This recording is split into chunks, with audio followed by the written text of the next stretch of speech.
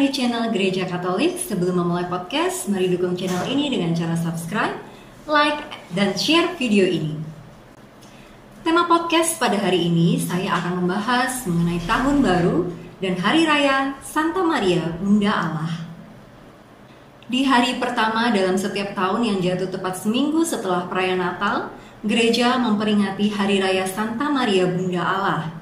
Begitu pas urutan ini sebab gereja mengajarkan bahwa setelah Kristus, Bunda Maria menempati urutan yang tertinggi dan terdekat dengan Allah karena perannya sebagai ibu yang mengandung dan melahirkan Tuhan Yesus Kristus. Maka setelah kita bersyukur kepada Allah atas kelahiran putranya Yesus Kristus ke dunia, kita pun bersyukur kepadanya atas rencana keselamatannya yang melibatkan Bunda Maria, ibunya. Bunda Maria telah dikuduskan Allah karena tugasnya menjadi ibu bagi putranya Yesus Kristus. Perannya sebagai Bunda Allah itulah yang menjadikan Bunda Maria seseorang yang istimewa dalam sejarah umat manusia. Hal ini tersirat dalam perkataan Bunda Maria sendiri dalam Kidung Magnificat. Segala keturunan akan menyebutku berbahagia. Dan betapa nubuat ini tergenapi, salah satunya dalam perayaan Hari Raya Santa Maria Bunda Allah. Seluruh gereja merayakan peran Santa Perawan Maria sebagai Bunda Allah. Gereja menyadari bahwa rencana keselamatan Allah bagi manusia dapat terwujud karena kerjasama Bunda Maria. Kristus tidak langsung datang dari langit, tetapi mengambil rupa manusia menjadi seorang bayi dalam rahim yang murni dari Perawan Maria. Memang sebagai Allah, Kristus telah ada sejak kekekalan bersama Allah Bapa. Tetapi setelah genap waktunya, ia diutus Allah Bapa untuk masuk ke dalam sejarah umat manusia. Lahir dari seorang perempuan, dan perempuan ini adalah Maria. Maka sesungguhnya sebutan Bunda Allah ini adalah konsekuensi dari iman kita. Karena kita percaya bahwa Yesus adalah Allah, maka ibu yang melahirkannya kita sebut sebagai Bunda Allah. Maka jika kita memanggil Bunda Maria sebagai Bunda Allah, itu bukan semata penghormatan kepadanya, tetapi juga penghormatan dan syukur kepada Allah yang telah menciptakan dan memilihnya.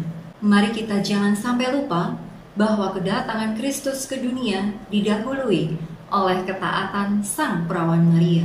Jika kita sampai dapat menerima Kristus, bukankah kita pun patut menerima ibu yang melahirkan dan membesarkannya?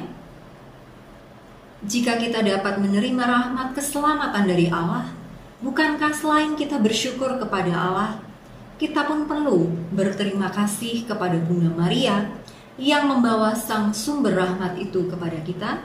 Sebab dalam karya pengorbanan dan kasih Kristus terjalin pula pengorbanan dan kasih Bunda Maria yang menghantarkannya. Semoga mata rohani kita dapat melihat bahwa rahmat keselamatan Allah mengalir kepada kita lewat Bunda Maria sebagai salurannya. Maka dalam hal ini patutlah kita pun memanggil Bunda Maria sebagai ibu. Sebagaimana kita memanggil ibu kepada ia yang melahirkan kita secara jasmani, demikianlah kita pun memanggil ibu kepada Bunda Maria yang melahirkan kita secara rohani. Bunda Maria adalah ibu rohani bagi kita, sebab ia telah melahirkan Kristus Sang Hidup yang di dalamnya kita dapat beroleh hidup ilahi, hidup yang kekal.